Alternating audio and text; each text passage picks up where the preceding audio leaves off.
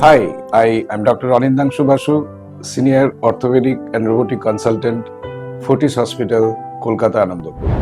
আমরা আজকাল পেশেন্টের কাছ থেকে প্রায়ই একটা প্রশ্ন শুনি যে স্যার রোবোটিক সার্জারি করব না কনভেনশনাল রিপ্লেসমেন্ট সার্জারি করব।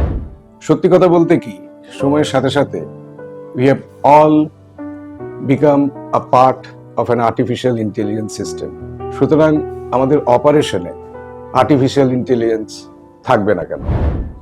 কিন্তু মেন প্রশ্নটা হচ্ছে যে রোবোটিক নি replacement surgery is it a game changer of modern orthopaedics or a marketing hype?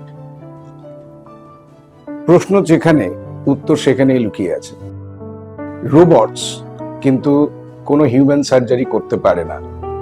Robot is a tool that guides the surgeon in the surgical process.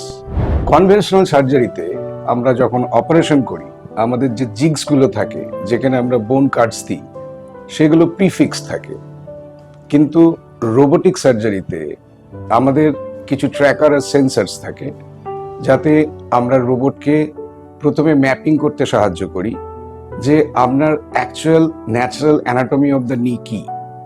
ধরুন কারোর হয়তো 5 degree various আছে, 5 ডিগ্রি পাটা বাঁকা, কারোর হয়তো 10 ডিগ্রি অন্যদিকে বাঁকা, সেইগুলো একটা কনভেনশনাল টুলস দিয়ে অ্যাড্রেস করা অতটা পারফেক্ট হয় না।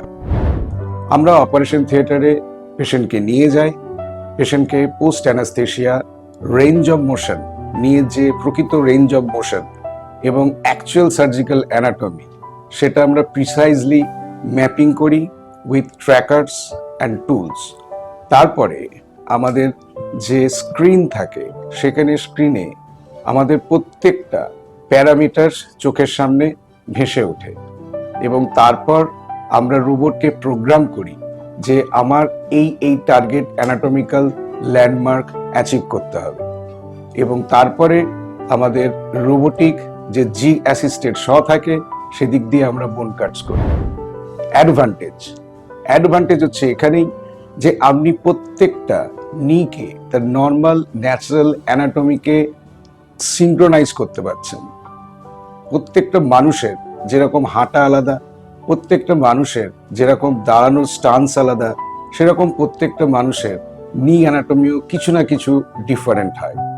এর ফলে হয় কি পেশেন্টের পোস্ট অপারেটিভ ডে 1 থেকে ব্যথা হয় প্রচন্ড কম, একদমই নাই বলতে পারেন, এবং যে রেঞ্জ অফ মোশন যেটা আমরা 6 সপ্তাহে হয়তো কনভেনশনালে এসে থাকে সেটা রোবোটিক্সের ক্ষেত্রে চলে আসে হয়তো তার 50% কমপ্লেন।